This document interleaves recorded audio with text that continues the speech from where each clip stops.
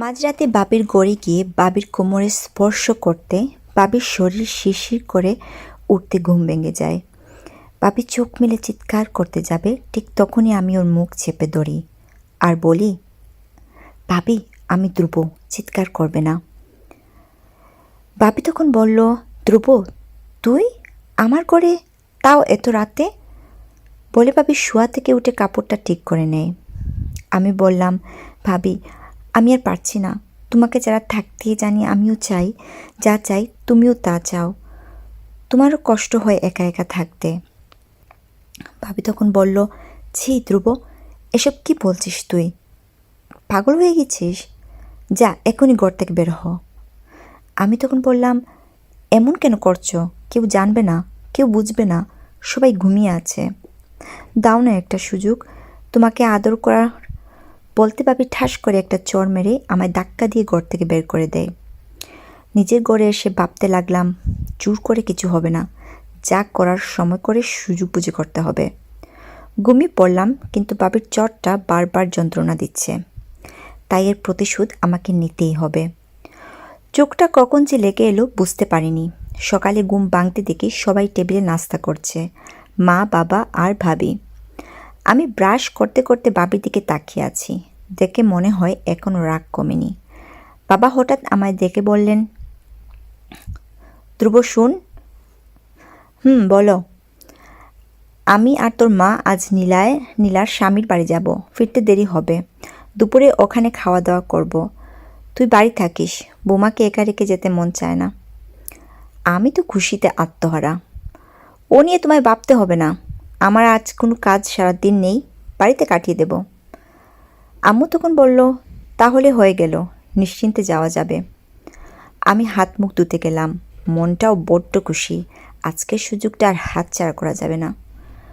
সকাল 10টা বাজতে মা বাবা বেরিয়ে গেল, এখন বাসায় শুধু আমি আর বাবি। মা বাবাকে গাড়িতে তুলে দিয়ে এক বন্ধুর সাথে দেখা করে একটা গোপন ক্যামেরা নিলাম। বাসায় এসে দেখি বাবি তার গড়ে, তারপর আমি মোবাইলে বসে বসে গেম খেলতে লাগলাম। গেম খেলাটা রেখে উকি মেরে দেখি বাবি রান্না করে রান্না নিয়ে ব্যস্ত এখন। এই সুযোগে আমি গোপন ক্যামেরাটা বাবির গোসলখানায় লাগিয়ে দিয়ে নিজের ঘরে এসে শুয়ে রইলাম। মন মানে না, তাই রান্নাঘরে গিয়ে দেখি বাবির সাথে ভাব জমাতে চাইলাম, কিন্তু হলো না। রান্নাঘরে যেতে বাবি বলে, আরে ধ্রুব তুই এখানে কেন আসলি? তোকে না বলছি একদম আমার কাছে আসার চেষ্টা করবি না। আমি তখন বললাম, না বাবি, একটু পানি নিতে আসলাম। বাবি বলল, ফ্রিজে আছে, নিয়ে এখান থেকে চলে যা। আমি পানির বোতলটা নিয়ে চলে আসলাম, আর মনে মনে ঠিক করলাম, তোমার সব দেমাগ আমি আজকে শেষ করে দেব। অপেক্ষার পর অপেক্ষা, বড্ড আফসোস বাবিকে একা পেয়েও তার কাছে যেতে না পারা। দুপুর হতে ভাবি দরজায় এসে টকটক করে। আমি বললাম, কে? বাবি বলল, আমি। আমি দরজাটা খুলে, ওহ বাবি, তুমি, কি ব্যাপার? বাবি টেবিলে খাবার রেখে দিয়ে বলল, খাবার রাখা আছে, খেয়ে নিও। তুমি খাবে না? তুমি খেয়ে নাও, আমি পরে খাবো, বলে বাবি নিজের ঘরে চলে গেল। আমি খাবার খেয়ে ছাদে গিয়ে সিগারেট টানতে লাগলাম। সিগারেট টানতে টানতে দেখি ভাবি আসলো তার কাপড়গুলো শুকাতে। আমি সিগারেট ফেলে নিচে গেলাম এই সুযোগে ক্যামেরাটা খুলে নেবার। ক্যামেরাটা খুলে চালিয়ে দেখলাম, ওফ, ফাটাফাটি হয়েছে। এটা দিয়ে আমার মনের ইচ্ছাটা পূরণ হবে। অপেক্ষা এবার রাতে, এখন একটু ঘুমিয়ে নিলে ভালো হয়। কে জানে, হয়তো আজকের রাতটা জেগে জেগে কাটাতে হবে। আস্তে আস্তে সন্ধ্যা নেমে আসলো, আর আমার ইচ্ছেগুলো পূরণ হওয়ার সময়ও আসছে, কিন্তু আজ মনে হচ্ছে সময় যাচ্ছেই না। এদিকে আমার ধৈর্যের বাঁধ ভাঙ্গা যাচ্ছে। অবশেষে রাত গভীর হলো, আমি বিরাট খুশি মনে আস্তে আস্তে ভাবি রুমে প্রবেশ করলাম। গিয়ে দেখি বাবি এখনও ঘুমায়নি। বাবি আমাকে দেখে চমকে উঠল। বাবি বলল, কিরে রুদ্র, তুই এখানে, তাও আবার এত রাতে? তোকে না আমার আশেপাশে আসতে বারণ করেছি, তাও তুই আবার আসছিস? আমি বললাম, ভাবি, ভাই বাসায় নেই, আম্মু আব্বুও নেই, শুধু তুমি আর আমি। আবার আম্মু আব্বুও বলে গেছে তোমার জন্য খেয়াল রাখি, তাই তো তোমাকে দেখতে আসলাম আর একটু ভালোবাসতে আসলাম। বাবি বলল, রুদ্র তুই এইগুলো কি বলছিস? তোর মাথা ঠিক আছে? এক্ষুনি এখান থেকে যা, নইলে আমি চিৎকার শুরু করব। আমি বললাম, ভাবি তুমি চিৎকার করার আগে আমার কথাটা আগে শুনে নাও। ভাবি বলল, কি বলবি তুই? তোর কোনো কথাই আমি শুনতে চাই না। আব্বু আম্মু আসুক, আমি তাদেরকে সব বলে দেব। আমি বললাম, সেই সুযোগ তো তুমি পাবেই না। ভাবি অবাক হয়ে বলল, মানে কি বলতে চাইছিস তুই? আমি বললাম, এত অবাক হয়েও না ভাবি। ভাবিকে ভিডিওটা একটু দেখিয়ে দিলাম। এখন আমি যা বলবো তোমাকে তাই করতে হবে, নইলে এটা ভাইরাল করে দিব। আর যদি ভাইয়া দেখে ফেলে তবে তো। দ্বিতীয় পর্ব আমার আইডিয়াতে দেয়া আছে। ভাবি নিস্তব্ধ হয়ে গেল। একটু পর বলল, তুই এত নিচু হতে পারলি কি করে? তোকে আমি এত স্নেহ করতাম, আর আজ তুই কিনা, ছি। আমি এত কথা বুঝি না ভাবি। তোমাকে যা করতে বলবো তাই করবা, নাকি আমি ভাইরাল করে দিব? ও, তোমাকে তো বলতে ভুলেই গিয়েছি, আমাদের মধ্যে যা কিছুই হবে সেটা কেউ যেন জানতে পারবে না। এখন বলো তুমি রাজি? ভাবিকে দেখে মনে হচ্ছে আমাকে কি বলবে বুঝতে পারছে না। আমি ভাবির পাশে এসে হাতটা স্পর্শ করলাম। অমনি ভাবি আমার থেকে হাত জোর করে ছাড়িয়ে ঠাস করে চর বসিয়ে দিল আমার গালে। আমি রেগে গিয়ে বললাম, আপনি আমাকে মারলেন? ভাবি বলল, আমার খারাপ লাগছে, কিন্তু এখন এর থেকে ভালো কোনো উপায় নেই তোকে এখান থেকে চলে যেতে বলার, তাই রেগেই তোকে মেরেছি। আমি একজনের বউ, আর তুই বলছিস তোর ইচ্ছে মতো কাজ করতে, যেখানে আমি তোর ভাইয়ের বিবাহিত স্ত্রী। অসুস্থ হয়ে গেছিস তুই? চলে যা এখান থেকে, আমি খারাপ কিছু হোক চাই না। আমার চোখ ছলছল করছে, প্রচণ্ড জুড়েই মেরেছে। আমি আজ আর কিছু না বলেই ভাবে রুম ত্যাগ করলাম, কিন্তু আমি এত সহজে হার মানতে রাজি নই। আজকের মতো একটু ঘুমিয়ে নেই, কাল নতুন করে আরেকটা প্ল্যান ঠিক করা যাবে। কিভাবে কি করা যাবে ভাবতে ভাবতেই কখন যে ঘুমিয়ে গেলাম বুঝতে পারলাম না। ঘুম থেকে উঠতে খুব দেরি হয়ে গেছে। ভাবি প্রতিদিনের মতো আজ আর আমার ডেকে ডেকে দিয়ে ঘুম ভাঙায় নাই।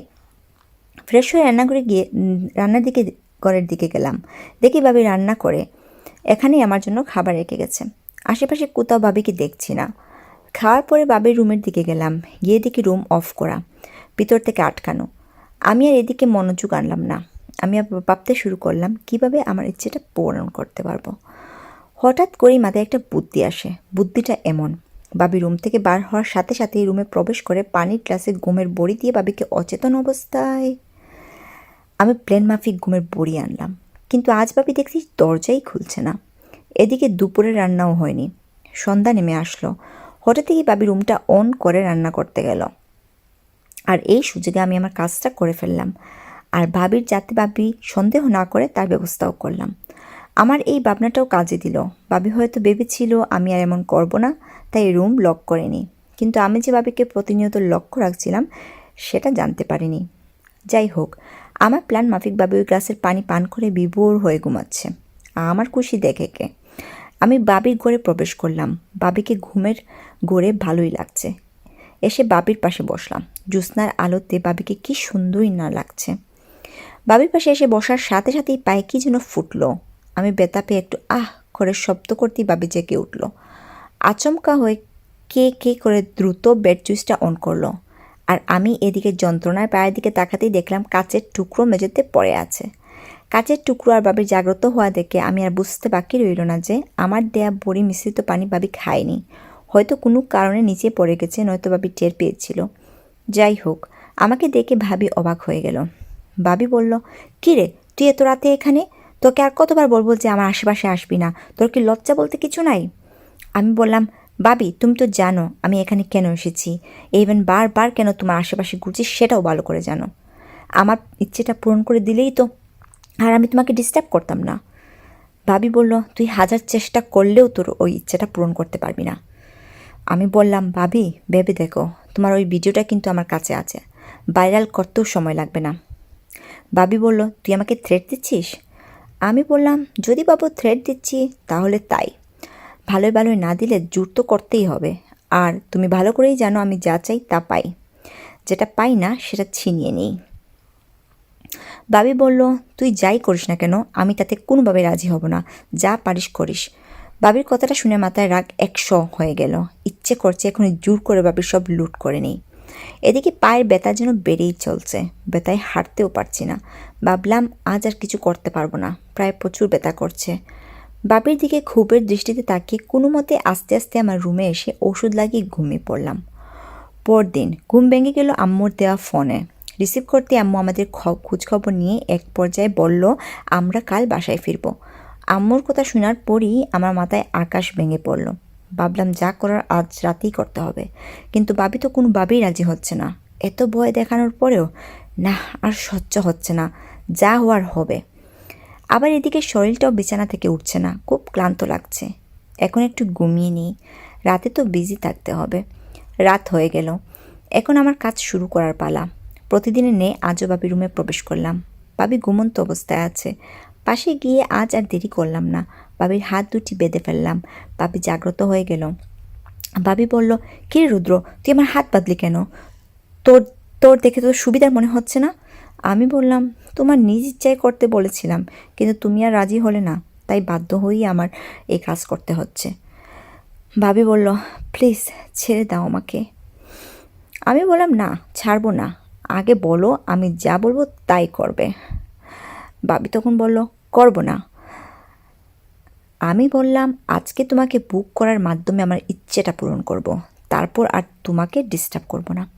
ভাবি আমাকে বারবার রিকোয়েস্ট করছে আমি যেন এই কাজটা না করি, কিন্তু কে শুনে কার কথা। সুযোগ একবারই আসে, আর সেই সুযোগটা আমার আজ আসলো। এটা হাতছাড়া করার ছেলে তো আমি না। এটা হাতছাড়া করলে আমার পুরুষত্ব নয়, বরং কাপুরুষত্বই প্রকাশ পাবে। তাই আর কিছুতেই দেরি করা যাবে না। কতটা ভেবেই বিছানার সাথে চেপে ধরি ভাবিকে। ভাবি ছটফট করতে থাকে ছুটার জন্য, কিন্তু এদিকে হাত বাঁধা, অন্যদিকে আমার শক্তির সাথে পেরে উঠছে না। বিসর্জন দিতে হবে ভাবিকে, তাছাড়া কোনো উপায় নেই। প্রথমে ঠোঁটে বেশ জোরের সাথেই কিস করি, তারপর আস্তে আস্তে গাড়ে একটা কিস করি, তারপর নেশাগ্রস্তের মতো পুরো শরীরটা দেখাতে শুরু করলাম। ভাবি কাঁদতে থাকে, কিন্তু কেউ শুনে না, আর আমি আমার কাজে ব্যস্ত। ভারী নিঃশ্বাসের শব্দে আমার আরও একটু অন্যরকম লাগে। কাজ শেষ, উঠে শার্টটা পরতে পরতে আমি বললাম, তোমাকে নিজ ইচ্ছায় করতে বললাম, কিন্তু তুমি রাজি হলে না, তাই বাধ্য হয়ে এটা করলাম। এখন তুমি একজন দর্শিতা নারী, আর আমি দর্শন করলাম তোমাকে। ইচ্ছের বিরুদ্ধে যৌনক্রিয়া করার নামই তো দর্শন, তাই না? নিজ ইচ্ছায় করলে তো আর দর্শিত হতে না। নিজের ইচ্ছেটা পূরণ করতে পেরে বেশ ফ্রেশ এবং খুব আনন্দ অনুভূতি হচ্ছে। ভাবিকে ধর্ষণের পর আমার রুমে এসে ঘুমানোর চেষ্টা করলাম। আজ ঘুমটা বেশ ভালোই হবে। ভাবতে ভাবতে দুচোখ এক করার সাথে সাথেই একটা চিৎকার শুনতে পেলাম। কণ্ঠটা যে বাবির সেটা ঠিক বুঝতে পারলাম। সাথে সাথে বিছানা থেকে উঠে দৌড়ে বাবির রুমে প্রবেশ করলাম। তারপর যা দেখলাম তার জন্য আমি একটু প্রস্তুত ছিলাম না। ফ্যানের সিলিংয়ের সাথে রশি বাঁধা, আর সেই রশিতে বাবি ঝুলছে। আমি বিশ্বাস করতেই পারছি না, কিন্তু আমার চোখের সামনে যা দেখেছি সেটা তো আর মিথ্যা না। আমি এটা দেখে এক দৃষ্টিতে তাকিয়ে আছি। আমার মুখের ভাষা হারিয়ে ফেলেছি। চোখের পলক যেন আর পড়তেই চাচ্ছে না। মুখ থেকে কোনো শব্দও করতে পারছি না। লোকজন আস্তে আস্তে জড়ো হয়ে গেল। নিমিষে এক সময় খালি বাড়ি এখন মানুষে পরিপূর্ণ। আমার দম বন্ধ হয়ে আসছে। এটা আমি কি করলাম? আমার জন্য আমার জন্য এটা হলো? আমার ইচ্ছেটা পূরণ করার জন্য একটা মানুষকে মেরে ফেললাম আমি। আমার আর এই পৃথিবীতে থাকার কোনো অধিকার নেই। আমি নীচ, আমি দর্শক। আমার মতো মানুষের এই পৃথিবীতে থাকার কোনো অধিকার নেই। দৌড়ে রান্না করে এসে চাকুটা হাতে নিলাম, আর অমনি চাকুটা হাতে নিলাম, সেই চাকুটা নিয়ে হাত কাটতে যাব, অমনি ফোনটা বেজে উঠল। দেখি অ্যালার্ম বেজে উঠছে, আর ঘুমটাও ভেঙে গেল। তার মানে এতক্ষণ আমি ঘুমিয়েছিলাম, পুরোটাই তাহলে স্বপ্ন। বিশ্বাস করতে পারছি না, তাই জুড়েই হাতে চিমটি কাটলাম। না, ব্যথাই লাগছে। তার মানে যা যা দেখেছি তার কিছুই হয়নি। আমি ভাবির সাথে যা করতে চাচ্ছিলাম সব ভুল করতাম, আর যা যা করেছি তাও ভুল করেছি। সত্যিই নিজের প্রতি নিজেরই ঘৃণা হচ্ছে, মনে খুব অনুশোচনা হচ্ছে। না, ভাবির কাছে এর জন্য ক্ষমা চাইতে হবে। যদিও আমি ভাবির সাথে যেমন আচরণ করেছি তার ক্ষমার অযোগ্য, তাও আমাকে ক্ষমা চাইতে হবে। হঠাৎ আম্মু ফোন দিল। রিসিভ করতে আম্মু বলল, আমরা আজই রাতে বাসায় ফিরব। এটা বলেই ফোনটা কেটে দিল। আমি আর দেরি করলাম না, দৌড়ে ভাবির রুমের সামনে গিয়ে দেখি রুম ভিতর থেকে অফ। রুম নক করলাম, কিন্তু কোনো সাড়া পেলাম না। আবারও নক করলাম, তাও কোনো সাড়া নেই। নিশ্চয়ই ভাবি আমার উপর প্রচুর রেগে আছে, তাই রুম খুলছে না। অনেকবার চেষ্টা করার পরে ভাবি রুমটা খুলল। ভাবি রেগে গিয়ে বলল, কি হয়েছে? দরজা এতবার নক করছিস কেন? আমার চোখের সামনে থেকে যা। তোর মতো বেয়াদব ছেলে চেহারা আমি দেখতে চাই না। আমি বললাম, তোমার সাথে আমার কিছু কথা আছে। বাবি বলল, তোর কোনো কথাই আমি শুনতে চাই না। এই বলেই দরজা বন্ধ করে দিল। আমি বাইরে থেকে বললাম, বাবি একটিবার আমার কথাটা শুনো প্লিজ। বাবি বলল, তোর কোনো কথাই তো আমার শোনা উচিত না। তুই মায়ের মতো বাবিকে যা করতে বলিস, তোর মতো নীচ মানুষের মনের মানুষ আমি জীবনেও দেখি নাই। কি বলবি দরজার ওপাশ থেকেই বল। আমি বললাম, ভাবি তোমার সাথে যা যা করেছি আর যা যা করতে আবদার করেছি তার জন্য আমাকে প্লিজ ক্ষমা করে দাও। আমি আমার ভুলটা বুঝতে পেরেছি। বলতে বলতে কেঁদে ফেললাম। বাবি দরজা খুলে দিল। দেখলাম বাবির চোখে পানি। আমি দেরি না করেই বাবির দুপা জড়িয়ে ধরে কান্না করতে করতে মাফ চাচ্ছি। আমি বললাম, বাবি তুমি আমাকে মাফ না করা অবধি আমি তোমার পা ছাড়ব না। বাবি বলল, তোকে মাফ করে দিয়েছি, উঠ এবার।